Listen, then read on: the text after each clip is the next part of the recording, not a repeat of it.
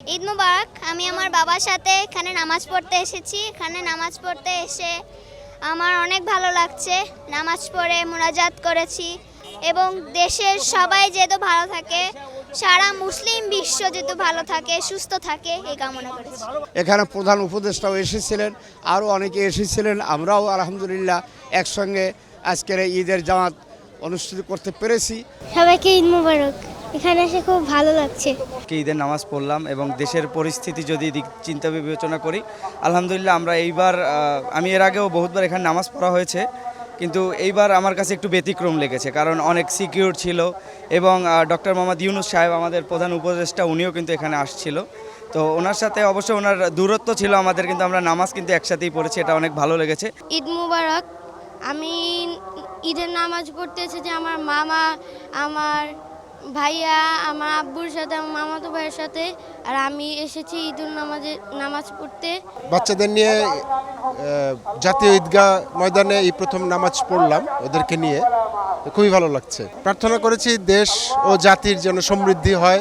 অবশ্যই প্রার্থনা করছি যেন দেশ এবং জাতি ভালো থাকে। আমি এর আগে অনেকবার এসেছিলাম ঈদগাহ মাঠে, আলহামদুলিল্লাহ প্রত্যেকবারই সফল হয়েছে নামাজ পড়তে। ঈদ মোবারক সবার আগে বলতে চাই, খুব খুশি এবার শান্তিভাবে বিশৃঙ্খলভাবে শান্তিভাবে নামাজটা পড়তে পারছি। আলহামদুলিল্লাহ, অনেক শুকরিয়া আল্লাহর কাছে। ঈদ মুবারক। ঈদগাহ ময়দানে এসে আমার অনেক ভালো লাগতেছে। আগের বার থেকে এবার অনেক ভিতরে বসতে পারছি, এই জন্য আরও ভালো লাগতেছে। কোরবানি হতো আল্লাহর জন্য, আর ঈদ হলো নামাজ পড়াটা বড় সুন্নত এবং মানুষকে মাফ করে দেওয়া এটা বড় কাজ। আর আল্লাহ যে মাফ করলো সে আল্লাহ তাকেও মাফ করে দিল। আর আমরা ঈদের নামাজ পড়ে দোয়া চাইলাম আল্লাহর কাছে যে আল্লাহ আমাদের যেখানেভাবে সুন্দরভাবে নামাজ পড়লাম, সুন্দরভাবে যাতে দেশটা পরিচালনা হোক, যাতে কোনো নিজের স্বার্থের দিকে না চলে গে, বাংলাদেশের স্বার্থের জন্য দেখে, মানুষের স্বার্থের জন্য দেখে, এইটা আল্লাহর কাছে দোয়া করে আল্লাহ দেশটা যাতে সুন্দরভাবে পরিচালনা হয়, দেশটা মানুষরা সুন্দরভাবে বাঁচতে চায়। কারণ যারা মধ্যবিত্ত আছে, যারা রোজ ডেলি এনে খায়, তারাই সবচেয়ে কষ্ট ভোগ করে। এবং এখানকার যে ঈদগাহের যে পরিস্থিতি, নিরাপত্তা, সার্বিক ব্যবস্থাপনা অত্যন্ত চমৎকার ছিল। বিশেষ করে পুলিশ এবং সেনাবাহিনীর ভাইয়েরা অত্যন্ত সুন্দরভাবে সুশৃঙ্খলভাবে তারা নিরাপত্তার দায়িত্ব পালন করেছেন, যাতে আমরা সুন্দরভাবে নামাজ পড়তে পারি। তো প্রতি বছর গ্রামে ঈদের নামাজ আদায় করা হয়। প্রথম ঢাকা জাতীয় ঈদগাহ ময়দানে ঈদের নামাজ আদায় করলাম, খুব আনন্দিত এবং খুব সুন্দর পরিবেশ ছিল।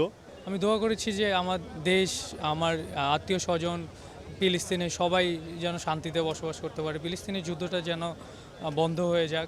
দেশ জুড়ে তোলপাড় ওয়ালটন ফ্রিজ কিনে আপনিও হয়ে যেতে পারেন মিলেনিয়ার। মনুষ্যত্ব আর পশুত্ব, যখন পশুত্ব ভর করে তখন তার দ্বারা সমস্ত খারাপ কাজ সংগঠিত হয়, আর যখন মনুষ্যত্ব থাকে তখন সে কোনো খারাপ কাজ করতে পারে না। দোয়া করছি ব্যক্তি, পরিবার, সমাজ এবং রাষ্ট্রের জন্য, ফিলিস্তিনের ভাই বোনদের প্রতি দোয়া করছি আগামী দিনে আমরা যেন সুন্দরভাবে চলতে পারি। নামাজ আদায় করতে তো অবশ্যই একটা গর্বের বিষয়। আর দেশের পরিস্থিতি তো আছে, আমাদের দেশের পরিস্থিতি আলাদা দেশের থেকে বরং অনেক ভালো আছে। আমরা চাচ্ছি যেন আরও ভালো হই, নতুন একটা সরকার আসুক, তার মধ্যে শান্তি বিরাজ হোক দেশে।